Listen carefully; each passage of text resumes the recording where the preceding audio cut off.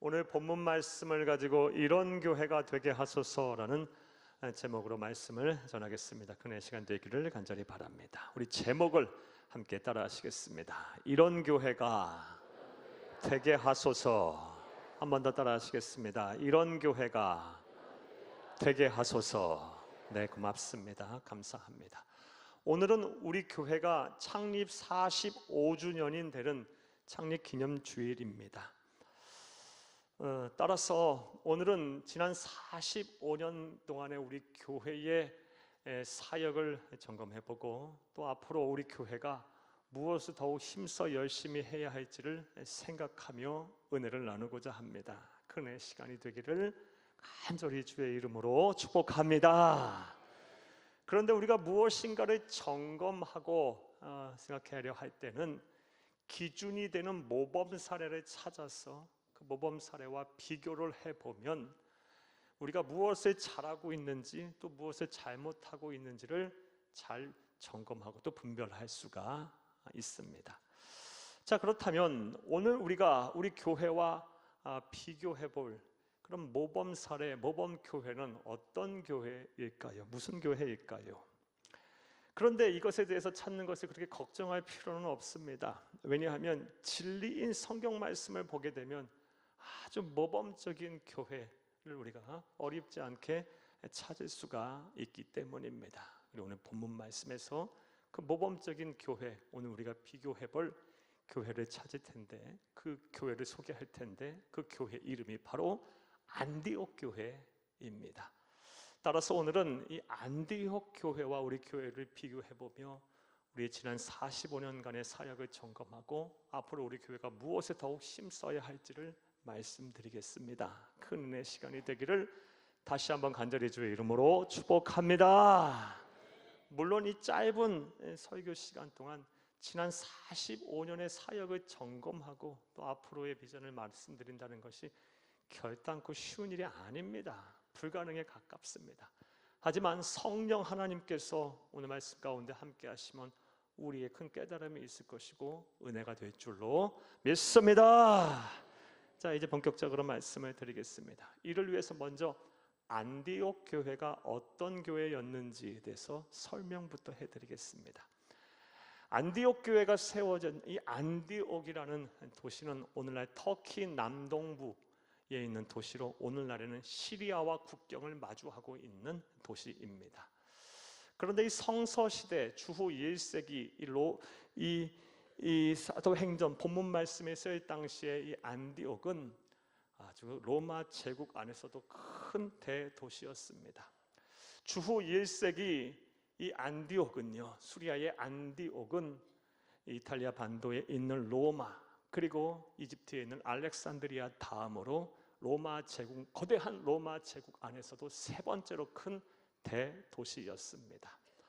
당시 이 로마 제국 안의 대도시들이 대체로 무역이 발달하고 상업이 발달하고 교통이 발달하고 많은 문화와 인종과 역사를 초월한 많은 다양한 사람들이 모여드는 국제 도시였듯이 이 안디옥 또한 그러했습니다.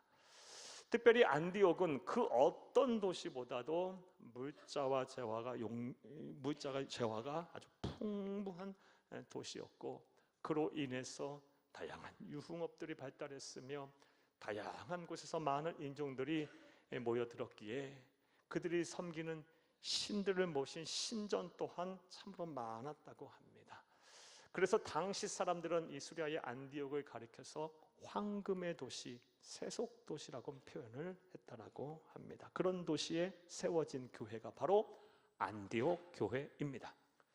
안디옥 교회의 개척 과정과 그리고 부흥과 성장의 과정은 사도행전 11장 19절에서 30절 말씀에 자세하게 기록이 되어 있습니다. 이 또한 간단하게 말씀드려 보겠습니다.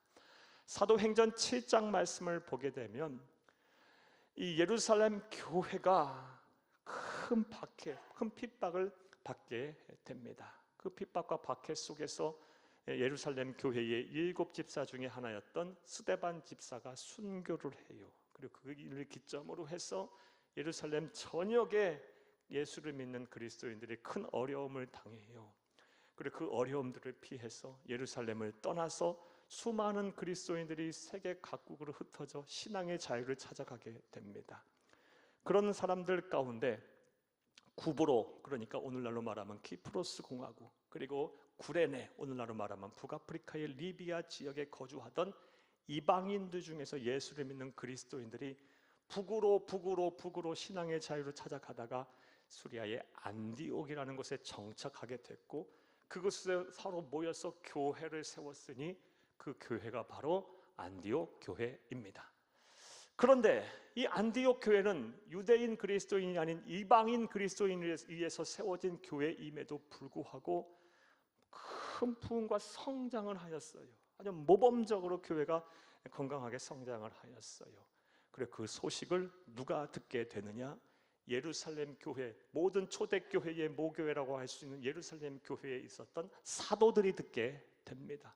그 사도들이 그래서 이 안디옥 교회를 생각하며 안디옥 교회 성도들을 잘 목양할 수 있는 목회자를 파송했는데, 오늘날 말하면 담임 목사를 파송했는데, 그 파송된 사람이 누구냐? 바로 위로의 아들이라는 별명을 들었던 바나바였습니다. 바나바가 안디옥 교회의 담임 목사로 취임을 하고 나서 그가 한 일이 무엇이냐? 당시 위장 회심한 것이 아니냐? 워낙 예수 믿기 전에, 회심하기 전에 주의 몸 된 교회를 쑥대밭으로 만들었기에 이 회심한 것을 의심하였던, 그래서 사역의 길이 막혀서 은둔해 있던, 길리기아 다소에서 은둔해 있던 사도 바울을 이 바나바가 안디옥 교회로 데리고 와서 1년 동안 동역을 합니다. 그리고 그 일로 인해서 안디옥 교회가 더 부흥하고 막 성장하고 구원받은 자가 넘쳐나게 됐습니다. 무엇보다 우리가 안디옥 교회를 유의 깊게 봐야 할 사항은요, 안디옥 교회 성도들은 예수를 아주 잘 믿는, 작은 예수가 되기 위해서 아주 몸부림치고 힘썼던 진정한 그리스도인들이었습니다. 당시 사람들은 이 예수 믿는 사람들을 가리켜서 유대교의 한 분파, 한 개혁주의자라고 생각을 했었는데, 안디옥 교회 성도들을 보면서 진정 비로소 저 사람들은 그리스도인이구나, 예수 믿는 사람들이구나, 크리스찬이구나 라고 말하기를 시작했습니다. 최초로 그리스도인, 크리스찬이라는 소리를 들었던 성도들이 바로 안디옥 교회 성도들이었습니다. 이 말씀 보겠습니다. 사도행전 11장 26절 함께 읽겠습니다. 만남에 안디옥에 데리고 와서 둘이 교회에 1년간 모여 있어 큰 무리를 가르쳤고, 잠깐만요, 만남에 누구를 만났습니까? 길리기아 다수에 은둔해 있던 사도 바울을 누가? 바나바가 만남에 안디옥에 데리고 와서 둘이 교회에 1년간 모여 있어 큰 무리를 가르쳤고, 자 읽습니다. 제자들이 안디옥에서 비로소 그리스도인이라는 일컬음을 받게 되었더라. 아멘. 최초로 그리스도인이라는 소리를 들었던, 하나님의 기쁘시고 사람들 칭찬받는 진정한 그리스도인이었던 성도였던 사람들이 바로 안디옥 교회 성도였습니다. 자, 사랑하는 여러분, 저는 지금까지 안디옥 교회에 대한 간단한 성경에서 나오는 말씀을 여러분에게 드렸습니다. 자, 이제 이런 내용 이해를 바탕으로 생각해 보겠습니다. 안디옥 교회와 우리 교회를 비교하면서 우리가 점검하고 배워야 할 사항은 무엇일까요? 자, 이제부터 따라하시겠습니다. 첫째로, 교회는 우리 주 예수 안에서 하나가 되어야 합니다. 우리는 안디옥 교회를 보면서 무엇을 배워야 하냐? 교회는 우리 주 예수 그리스도 안에서 반드시 하나가 되어야 한다라는 이 위대한 진리를 배우게 됩니다. 사랑하는 여러분, 오늘 보면 1절 말씀을 보게 되면 안디옥 교회의 5명의 지도자들을 설명하고 있습니다. 5명의 지도자 이름 보겠습니다. 1절 함께 읽겠습니다. 안디옥 교회에 선지자들과 교사들이 있으니 곧 바나바와 니게르라 하는 시므온과 구레네 사람 루기오와 분봉왕 헤롯의 젖동생 마나엔과 및 사울이라. 아멘. 5명의 지도자들을 소개하고 있어요. 먼저 첫 번째로 담임 목사격인 바나바를 소개하고 있고요. 두 번째 지도자는 니게르라 하는 시므온을 이야기하고 있고, 세 번째 지도자는 구레네 사람 루기오고요. 네 번째 지도자 소개하는 네 번째 지도자는 분봉왕 헤롯의 젖동생 마나엔이고요. 마지막 5번째 지도자는 사도 바울 사울입니다. 자, 그런데 이 5명의 지도자들은요, 당시 세계관 속에서 절대로 하나가 될 수 없는 조합이었어요. 겸상조차 할 수 없는 그런 사람들이었습니다. 이 또한 자세히 설명해 보겠어요. 먼저 바나바의 출신 면모를 보게 되면요, 그는 유복한 집안에서 태어난 정통 히브리인입니다.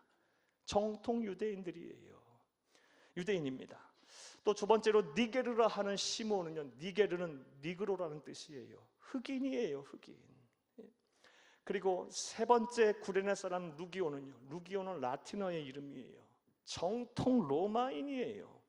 당시 세계를 지배하고 있던 이 정통 로마인이고요. 네 번째 헤롯의 젖동생 마나에는요, 예수님을 죽이려고 했고, 또 세례 요한을 실제로 죽인 헤롯 안디바의 젖동생 중마고우예요. 즉 유대의 귀족이에요, 귀족. 그리고 마지막으로 사도 바울은 너무나도 잘 아는 사람이에요. 회심 전에 주의 몸된 교회를 쑥대맛으로 만들었던 율법주의, 근본주의에 가까웠던 율법주의자였고요, 또 바리새인 중에 바리새인이었어요. 이 5명의 조합은요, 절대로 당시 세계관 속에서 하나가 될 수 없어요. 왜냐하면 당시 사회는 오늘날은 비교할 수 없는 계급 사회고요, 신분 질서가 확고한 사회고요, 무엇보다 인종적 차별이 극심했던 사회였어요. 유대인들과 정통 로마인들은요, 이 선민 사상에 찌들어 있었어요. 유대인들은요, 흑인들과 겸상할 수가 없었어요, 당시 세계관 속에서는요. 그리고 로마인들은 당시 많은 사람들이 지배하고 있었고요, 피지배인들인 이 이스라엘 사람들과 이방인 사람들과 함께 할 수 있는 사람들이 아니었어요. 또한 사랑하는 여러분, 귀족과 평민이 하나가 될 수 없어요. 자, 그런데 안디옥 교회 안에서는요, 이 불가능한 일들이 가능이 됐어요. 하나가 됐습니다. 자, 그렇다면 안디옥 교회는 어떻게 해서 이것을 가능하게 했을까요? 우리는 그 답을 요한복음 17장 21절에 우리 주 예수 그리스도의 말씀 기도를 통해서 우리가 유추해 볼 수가 있습니다. 함께 보겠습니다. 아버지여, 아버지께서 내 안에, 내가 아버지 안에 있는 것 같이 그들도 다 하나가 되어 우리 안에 있게 하사 세상으로 아버지께서 나를 보내신 것을 믿게 하옵소서. 아멘. 이 말씀은 우리 주 예수님께서 십자가에 매달리시기 바로 전날 밤에 최후의 만찬까지 다 끝내신 이후에 제자들을 모아놓고 한 중보기도 내용이에요.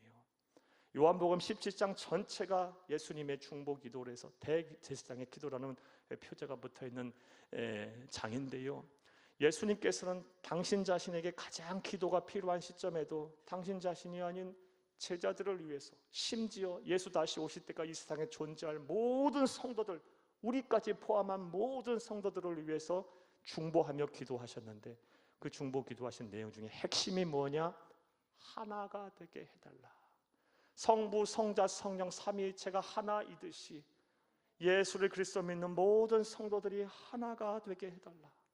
예수를 믿는 모든 성도들의 가정도 사랑으로 믿음으로 하나가 되고, 예수를 그리스도 믿는 모든 성도들의 삶의 지경, 직장과 사업장도 주 안에서 사랑으로 믿음으로 하나가 되며, 주의 몸된 교회는 당연히 하나가 되어야 될 것이고, 예수를 그리스도 믿는 성도들이 사는 나라와 민족 또한 사랑과 믿음으로 하나가 되어야 한다.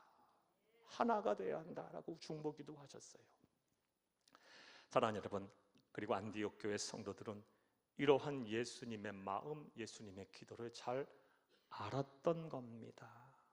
그래서 신분의 벽도 허물어버리고, 귀천의 벽도 허물어버리고, 인종적인 차별도 뛰어넘어서 다 하나가 된 거예요. 사랑으로 믿음으로 하나가 됐던 거예요. 따라서 우리 교회 또한 이런 안디옥 교회를 본받아 사랑으로 믿음으로 주 안에서 하나가 되어야 할 줄로 믿습니다. 지금까지 참 잘해오셨는데 앞으로도 더 우리가 하나 되기 위해서 노력해야 됩니다. 사랑하는 여러분, 주의 몸된 교회는 모든 사람들에게 열려 있어야 돼요. 남녀 차별이 없어야 되고, 신분의 차별도 없어야 되고요, 빈부의 차별도 없어야 돼요. 모든 사람들이 다 주 안에서 천하보다 귀한 영혼들이에요. 귀하지 아니하는 분들이 없어요. 연세 드신 분들이나 어린아이나 다 귀한 분들이에요. 우리는 서로에게 서로를 사랑해야 하고요, 관용을 베푸고 포용하고 이해를 해야 돼요. 함부로 말도 해서도 안 되고요, 상처를 줘서도 하고 상처 받지도 말아야 돼요. 사랑하는 여러분, 우리가 사랑으로 믿음으로 안디옥 교회처럼 주 안에서 하나가 되는 일들을 더욱 힘써야 할 거예요. 이것이 바로 저와 여러분이 힘써 지켜야 할 일이고 앞으로 우리가 더 해야 할 일임을 믿으시기를 간절히 주의 이름으로 축복합니다. 자, 또 두 번째로 안디옥 교회와 우리 교회를 배교하면서 우리가 더욱 힘써야 할 것, 우리가 배워야 할 것은 무엇일까요? 따라하시겠습니다. 둘째로, 교회는 진리인 하나님의 말씀을 선포하고 가르치는 일에 힘써야 합니다. 우리가 안디옥 교회를 보면서 무엇을 배워야 합니까? 교회는 진리인 하나님의 말씀을 선포하고 가르치는 일에 힘써야 한다. 이것을 우리가 배울 수 있어요. 사랑하는 여러분, 오늘 본문 1절 말씀을 다시 볼 텐데 1절 말씀을 보게 되면 이 5명의 지도자들을 다음과 같이 소개하고 있습니다. 1절을 다시 한번 읽겠습니다.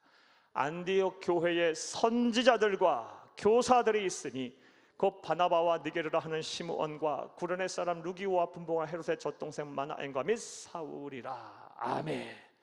사랑하는 여러분, 5명의 지도자들을 무엇이라고 소개하고 있습니까? 선지자들, 교사라고 소개를 하고 있어요. 자, 그렇다면 선지자들과 교사들이 하는 일이 무엇일까요? 구약의 선지자들은 크게 2가지의 사역을 감당했어요. 첫 번째 사역은 이 땅에 장차 오실 메시아인 예수님을 예언하는 거예요. 구약의 선지자들이 했던 첫 번째 사역이었어요. 두 번째 사역은 하나님을 대신하여 하나님의 말씀을 선포하고 가르치는 일을 했어요. 자, 그런데 우리 주 예수 그리스도께서 예언대로 이 세상에 오신 이후부터 구약의 선지자들이 했던 첫 번째 사역은 할 필요가 없게 됐어요. 왜요? 예언대로 오셨는데 또 무슨 예언이 필요합니까?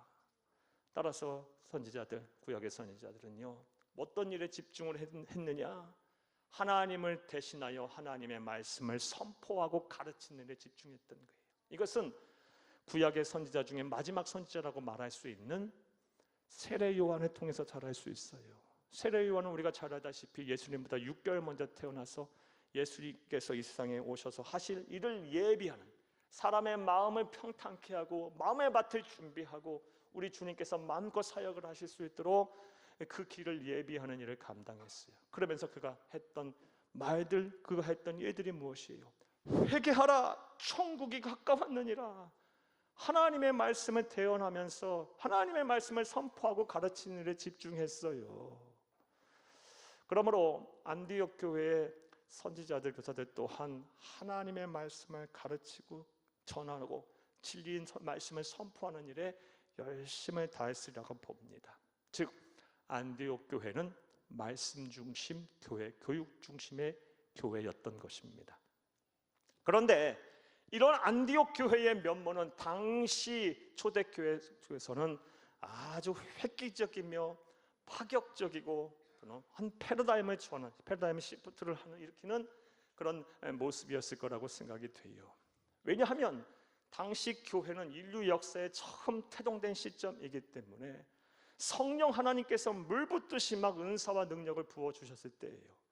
그래서 대부분의 교회가 다 성령의 능력들이 나고 막 은사가 충만하게 나타났어요. 안디옥 교회도 크게 다르지 않았을 거라고 봅니다. 그런데 안디옥 교회는요, 성령의 사역과 더불어 하나님의 말씀을 가르치고 전하는 교회 교육 중심에까지도 그 일을 감당했던 거예요. 그래서 모범적인 교회라고 할 수 있는 거예요. 영성과 지성의 균형을 갖췄던 교회였던 겁니다. 사랑하는 여러분, 자, 그렇다면 안디옥 교회는 어떻게 이렇게 할 수가 있었을까요? 이것은 우리 주 예수 그리스도께서 부활하고 승천하시면서 하신, 우리에게 명령하신 유언적 명령, 대위임령 통해서 알 수 있습니다. 마태복음 28장 19절에서 20절 말씀을 보게 되면 예수님께서 부활하고 승천하시면서 우리에게 하신 말씀이 무엇입니까? 너희는 가서 모든 민족을 제자로 삼아 아버지와 아들과 성령의 이름으로 세례를 주고 내게 분부한 모든 것을 가르쳐 지키게 하라. 내게 분부한 모든 것을 가르쳐 지키게 하라. 이게 우리 주 예수님께서 부활하고 승천하시면서 우리에게 남기신 마지막 유언적 메시지예요. 우리 예수님의 마음이 담긴 메시지예요. 안디옥 교회 성도들은 이것을 정확하게 알았던 거예요. 성령의 사역과 더불어서 진리 말씀을 선포하고 가르치는 데 열심을 다했던 것입니다. 따라서 우리 교회 또한 이 일 위해 최선을 다할 줄로 믿습니다. 우리 교회 예수 다시 오실 때까지 진리의 말씀을 선포하는 교회, 복음의 순수성을 지키고 복음의 성결성을 수호하는 교회, 그리고 교회 교육에 열심을 다하는 교회가 되어야 할 줄로 믿습니다. 이를 위해 설교자인 저와 같은 사람들 더 겸손한 마음으로 하나님의 말씀 더 열심히 공부해야 할 것이고, 더 하나님 주신 영감을 받기 위해 기도해야 할 것이며 더 노력해야 할 것입니다. 또한 우리 유아, 어린이, 청소년, 청년, 대학생들, 우리 다음 세대들을 위해서 우리가 더 교육에 헌신을 해야 될 거예요. 그래서 세상 앞에 당당한 그리스도인이 되게 해야 될 것이고, 하나님의 나라를 이 땅에 이루고 하나님의 나라를 확장하고 하나님의 나라를 경영하는 자들로 만들어야 돼요. 나아가 우리 장년 교육도 힘써서 폐역하고 음란하고 죄가 많은 세상에 하나님을 기쁘시고 사람들에게 칭찬받는 진짜 성도들로 우리 성도들이 다 세워지도록 우리가 교회 교육에 힘써야 할 줄로 믿습니다. 이것이 바로 저와 여러분이 힘써 지키고 열심히 해야 할 일입니다. 또 세 번째로, 우리가 안디옥 교회를 통해서 우리가 점검하고 배워야 할 사항이 무엇일까요? 따라하시겠습니다. 셋째로, 교회는 합심하여 예배하고 기도하는 일에 최선을 다해야 합니다. 교회는 마음을 같이하여 모이기를 힘써 합심하여 예배하고 기도하는 일에 최선을 다해야 된다. 이것이 바로 안디옥 교회를 통해 우리가 배울 수 있는 교훈입니다. 사랑하는 여러분, 오늘 보면 2절을 함께 보겠습니다. 주를 섬겨 금식할 때에 성령이 이르시되 내가 불러 시키는 일을 위하여 바나바와 사울을 따로 세우라 하시니. 아멘. 2절 말씀에 보게 되면 안디옥 성도들이 무엇을 했어요? 주를 섬겼어요. 이 주를 섬겼다는 말은 예배하였다, 하나님께 예배하였다라고 해석을 해도 돼요. 금식할 때에, 금식은 우리 잘 알듯이 기도했다라고 해석을 해도 돼요.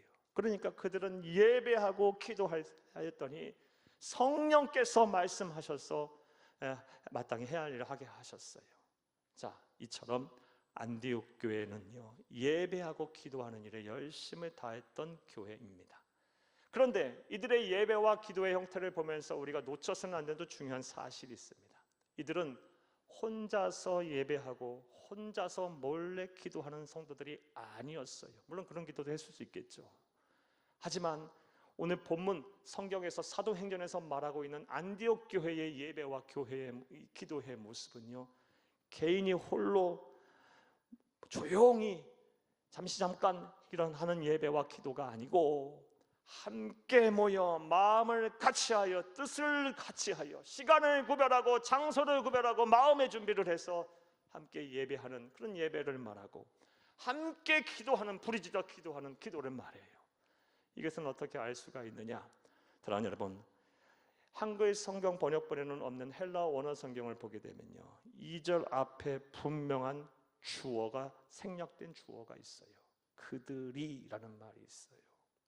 그들이 주를 섬겼고요, 그들이 금식하며 기도했어요. 혼자 한 게 아니고요, 함께 뜻을 합하여 합심하여 예배하였고 모이기를 힘써 함께 기도했던 거예요. 그랬더니 성령의 능력이 나타나고 성령께서 역사하셔서 교회를 부흥케 하시고 성도들의 삶을 변화시키며 마땅히 해야 할 일을 알게 하신 것입니다. 이처럼 사랑하는 여러분, 바람직한 성도의 예배 생활과 기도 생활은요, 뜻을 같이하여 합심하여 함께 예배하고 함께 기도하는 거예요. 그런데 오늘날은 많은 사람들이 이렇게 하려 하지 않아요. 심지어 어떤 사람들은 나 혼자 신앙생활 잘하면 되지, 내 신앙 잘 지키면 되지, 무슨 교회에 나와서 예배하고 기도할 필요가 있느냐, 이렇게 말하는 성도도 있고 심지어 목사들도 있어요. 사랑하는 여러분, 그런데 이건 매우 잘못된 생각이에요. 신앙생활은요, 세상 바뀌는 세상 풍조에 따라서 하는 게 아니에요. 개인의 생각과 개인의 취향대로 하는 게 아니에요. 이건 신앙생활이 아니에요. 바른 신앙생활은 성경대로 하는 거예요. 하나님의 말씀대로 하는 거예요. 잘 푸른 마르고 꽃은 시들어도 변함이 없는 진리인 하나님의 말씀에 뿌리를 받고 신앙생활하는 것이 하나님이 기뻐하시는 신앙생활인 것입니다. 그러므로 우리 성경을 통해서 모범적으로 하나님께서 제시한 안디옥 교회 성도들을 본받아 우리가 마음을 같이하여 뜻을 같이하여 모이기를 힘써서 예배하고 함께 기도해야 할 줄로 믿습니다. 사랑하는 여러분, 우리 교회는 얼마나 많은 공예배들이 있습니까? 거의 매일 예배가 있어요. 여러분 함께 모여서 예배하세요. 주일 예배 한 번 드리고 나의 모든 성도로서의 의무를 다했다고 하지 마세요. 예배는 의무로 드리는 게 아니에요. 예배는 감사로 드리는 거고요, 정성으로 드리는 거고요, 마음을 드리는 거예요. 사랑하는 여러분, 또 여러분 골방에서 기도해도 하나님 들으시긴 해요. 하지만 함께 마음을 같이하여 서로 중보하며 기도해 보세요. 우리 교회는 많은 중보기도 팀들이 있어요. 구역도 있고 기관도 있고요, 또 중보기도 할 만한 그런 분들도 많이 계세요. 두세 사람 함께 짝지어서 기도하세요. 중보기도 팀에 들어와서 기도하세요. 구역과 함께 기도하세요. 목회자들과 함께 기도하세요. 그러면 두세 사람이 내 이름을 모은 곳에 나도 그들과 함께 하시겠다는 예수님 말씀처럼 하나님께서 우리의 기도를 더 깊이 들으시고 놀라운 성령의 역사와 기적이 일어날 줄로 믿습니다. 이것이 바로 저와 여러분이 힘써 지키고 더 열심히 해야 할 일입니다. 또 네 번째로 사랑하는 여러분, 우리가 안디옥 교회를 통해서 우리가 배울 수 있는 점이 무엇일까요? 따라하시겠습니다. 넷째로, 교회는 영혼 구원을 위해 전도와 선교와 구제에 힘써야 합니다.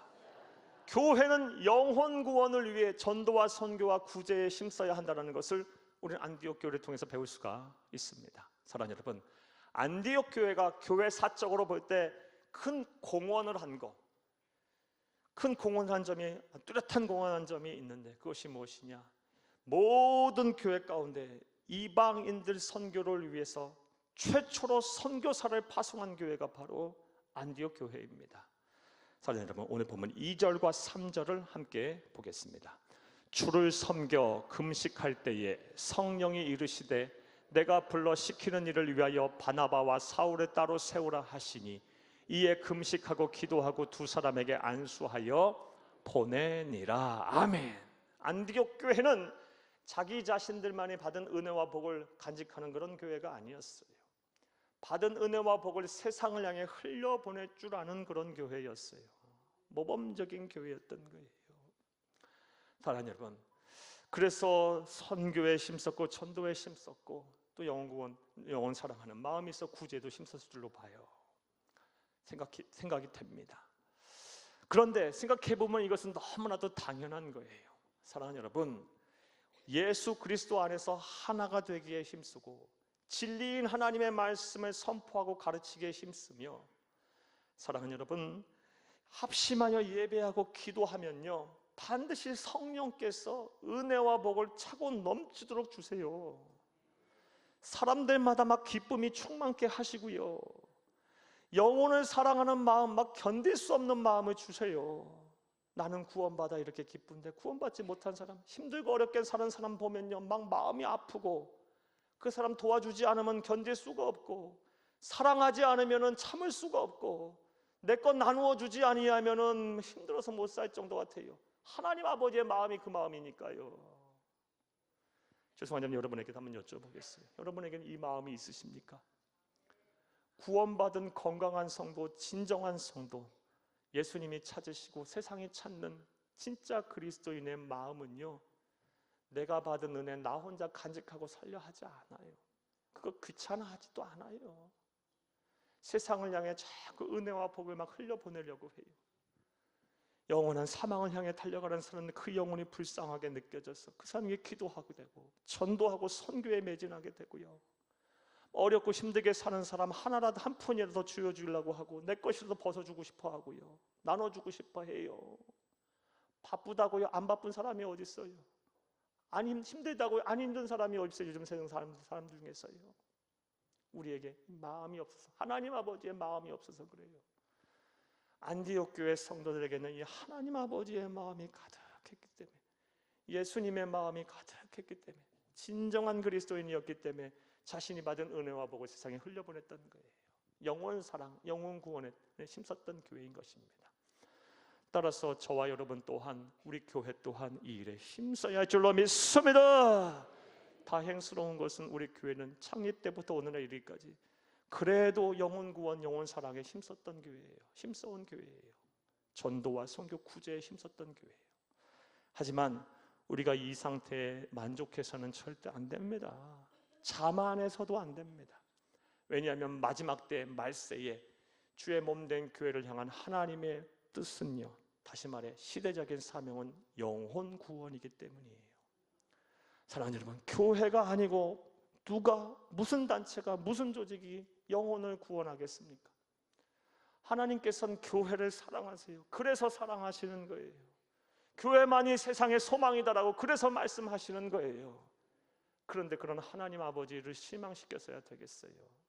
마지막 때가 가까우면 가까울수록 주의 몸 된 교회들은 더 영혼들을 사랑해야 돼요. 구원하기에 힘써야 해요. 전도와 선교와 구제에 힘써야 할 줄 믿습니다. 이것이 바로 저와 여러분이 힘써 지키고 앞으로 더욱 열심히 해야 할 이름을 믿으시기를 간절히 주의 이름으로 축복합니다. 자, 말씀을 맺겠습니다. 오늘 말씀을 맺으면서 기독 시인이었던, 참 고생도 많이 했던 시인이었던 천상병 시인의 귀천이라는 시의 한 구절 여러분에게 읽어드리겠습니다. 나 하늘로 돌아가리라. 아름다운 세상 소풍 끝나는 날에 가서 아름다웠다고 말하리라. 사랑하는 여러분, 이 시의 구절처럼 저와 여러분, 예수를 그리스도 믿어 구원을 받은 저와 여러분들은 반드시 귀천할 날이, 본향인 하나님의 나라 천국에 갈 날이 올 것입니다. 다시 말해 하나님 앞에 설 날이 올 것입니다. 죄송하지만 그날이 오늘이 될 수도 있고 수일, 수년이 될 수도 있어요. 언젠가 반드시 그날이 올 것입니다. 그날이 왔을 때 이 시인의 19절처럼 아름다운 세상, 아름다웠다고 하나님 앞에 말할 수 있기를 바라요. 아름다운 세상에 살면서 주가 주신 사명 후회 없이 감당하고 왔다고, 하나님 나 이뻐해달라고, 나 자랑스러워 해달라고, 하나님 나에게 상을 해달라고 자랑스럽게 당당하게 요구할 수 있는 귀하고 복된 성도님들이 다 되시기를 바랍니다. 이를 위해서 저와 여러분을 원근각처에서 불러서 세안교회라는 공동체를 이루게 하시고 45년을 쉼없이 하나님을 기쁘게 삶이 칭찬받는 교회가 되기 위해 세계선교 한국복음화의 큰 사명을 감당케 하셨어요. 앞으로 더욱 우리는 모범적인, 우리보다 앞서 신앙생활했던 교회 안디옥 교회를 본받아 우리 주 예수 안에서 하나가 되기에 더 노력해야 할 것이고, 진리인 하나님의 말씀을 더욱 선포하고 가르치는 데 힘써야 할 것이며, 합심하여 예배하고 기도하는 일에 최선을 다하고, 무엇보다 영혼 사랑, 영혼 구원에 힘써야 할 것입니다. 전도, 선교, 구제에 힘써서 하나님의 기쁘시게 하는 그런 교회가 되어야 할 것입니다. 우리가 이런 일을 감당하면 하나님께서 우리를 기뻐하시며 우리 교회를 위해서 큰 일을 행하실 거예요. 세상에 많은 교회, 많은 성도님들이 계시지만 하나님께서 우리 교회를 사용하셔서 당신의 뜻을 이루실 거예요. 주의 몸된 교회가 부흥하고 성장하게 될 거예요. 영혼 구원받은 자가 나날이 차고 넘칠 거예요. 그리하면 주의 몸된 교회를 구성하고 이루고 있는 여러분들 또한 함께 부흥의 파도를 타게 될 것입니다. 주의 몸된 교회가 날마다 부흥하고 성장함에 따라 여러분들도 함께 부흥의 파도를 타서 여러분의 가정들이 변하고, 여러분들이 복을 받고, 여러분의 자녀들과 후손들의 앞길이 시온에 들어같이 열리는 복된 일들이 일어나기를 간절히 주의 이름으로 축복합니다. 축복합니다. 축복합니다.